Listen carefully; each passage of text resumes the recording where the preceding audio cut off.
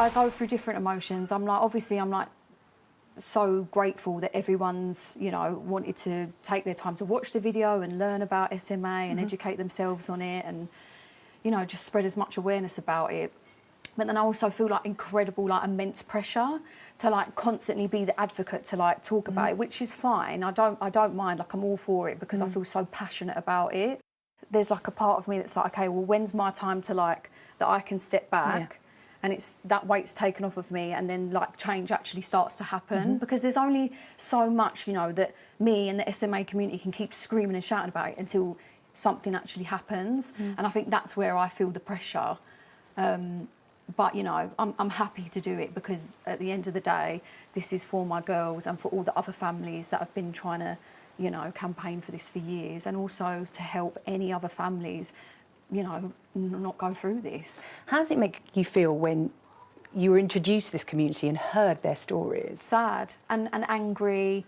Like I said, I go through so many different emotions, especially when I personally meet the families and I hear their stories. It just makes me feel so sad because I'm like, great that, like, you know, people are starting to take notice and, you know, take it seriously, but it never should have took for me to come along for it to be taken seriously. And that's the part that, like, makes me feel so angry because it's like, this isn't just anything. This is the matter of life or death for someone's child, or, you know, the ability of whether they're going to be able to walk or be in a wheelchair, or if they're going to be able to breathe properly or feed properly. It's like, and it's like, who gets to decide that? Like, who has the right to decide whether my child is going to be in a wheelchair or not, when we've literally had 3 life-changing treatments since 2018, and the fact that it's like still a thing and we're still having to like scream and shout about it is just mad to me. You fast-tracked this issue, and within a couple of weeks of you going public, you sat down with the Health Secretary, Wes Streeting. Yeah. And you had a positive conversation. Yeah. I watched your conversation with him. And while there was an openness there, we are looking at this, there wasn't a firm promise. And I speak to many politicians, and I speak to many families who campaign. And there is always the promise to listen and to look into it. How are you going to keep the pressure up on him? Because you've sat here, as you're sitting here with me now, and you've looked him in the eye, and you've told him the devastating consequences this has had for your family. I will not stop on my socials talking about it, you know, trying to do as many TVs as, because, you know, yes, it's big, but there'll still be lots of other people that don't know about this. So you've got to stay noisy. Yeah, I've got to stay noisy, and that's the part that just is also really draining as well, because I also still think people forget that, like, I'm still a new mum who's just like been given this diagnosis with her daughters, and I'm still grieving and I'm still going through this as well. So it's like, it's an immense amount of pressure. But in terms of Wes, it's like, it's so difficult, but it's because it's like, yes, I had that open and honest conversation with you and you said all the right things, but what are you going to do now?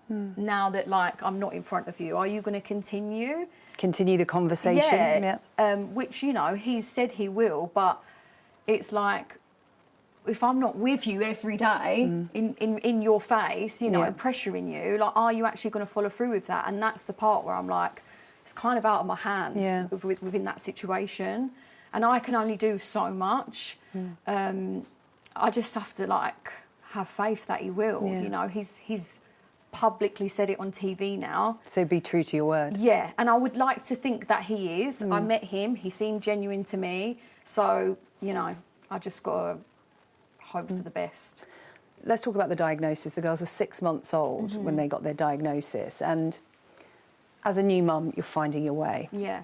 You got the double whammy. You got the two. So, you know, this whole world, and whenever you speak to parents of twins, it's literally double trouble. Yeah. So you had that, but you knew something wasn't quite right. Yeah. And as a new mum, you doubt everything, you question everything, of course you do. But what was that sort of conversation like? Did you have to fight to be taken seriously when you raised it with health visitors or professionals? Yeah. It was difficult from the very get-go, because when I was on the neonatal ward, I was, like, constantly told before I left, like, please do not compare your babies, because they are never going to reach the same milestones as other babies. Because they were premature. And I feel like I went through such a traumatic experience anyway with my pregnancy, with the TTTS. And so when I took them home, I was very... Which is twin transfusion syndrome. Yes, yes. So when I took them home, I was very like on edge about everything. So I was constantly, I mean, I feel like most mums are anyway when you take your babies home. But I was like, I feel like I hardly got any sleep. So I was by the clock like this 24/7. Oh, we've all been there. With the temperature gun constantly. But the one thing I wasn't taking notice of was the movement of the legs. It took for my mum to spot that sign. And that's what's really worrying, because we had healthcare visitors come a lot. And none of them spotted them signs, and I had already spotted them. And you'd mentioned it to the health visitors and said, so I'd gone so for instance, they weren't feeding as they should be, so they would take their bottle, but they'd not do much, and then they'd cry, and then at the time, me and the girl's dad, Zan, would be like, oh God, maybe they've got a sore throat. We need to take them to the GP and see if there's something going on. And when we take them, they'd be like, no, we should like check their chest and just do like, you know, brief checks. And she'd say, no, they're absolutely fine. It's just, you just need to keep going little and often, little and often. And I think we must have took them about 3 times, and they were underweight as well.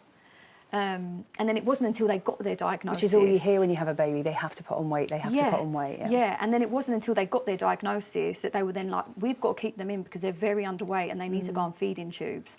And now they're still on feeding tubes. The SMA community, you are getting to know them.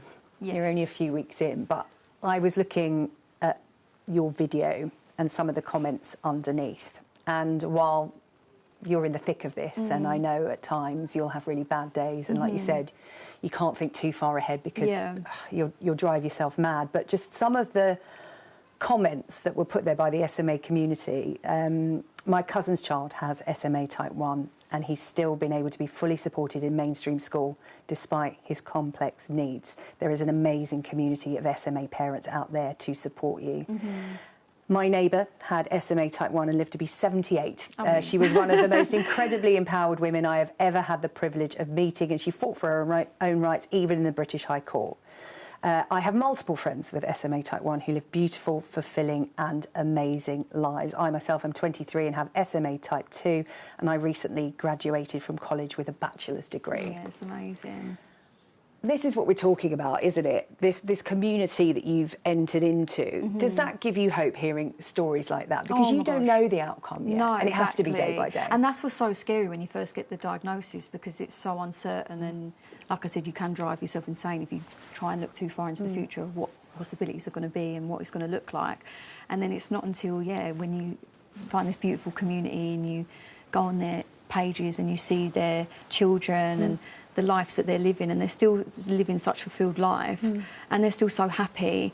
So it does. It definitely like lifts my spirits, and I've been in touch with a few mums now that I feel like have really like kept me going. Well, so many of them on there are like, call me, I'll put you in touch with you. Honestly, they're amazing, because it really is so difficult to, I'll be completely honest, even chat to my real close friends about it, because,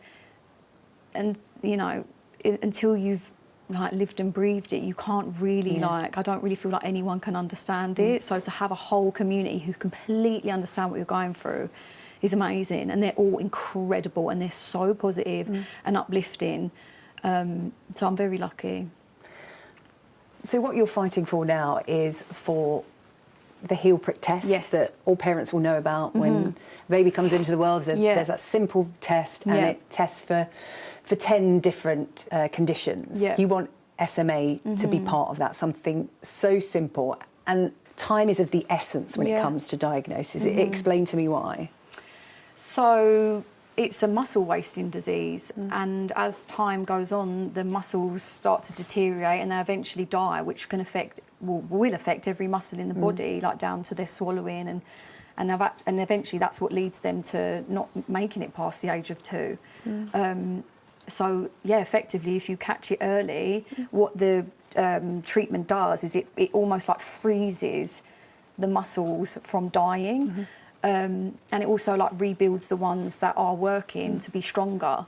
I don't know if you saw the video of the two sisters, the one that's in the wheelchair and the one that's running along with her. Yeah. One was born first and they didn't get the diagnosis straight away, the other afterwards, and they knew.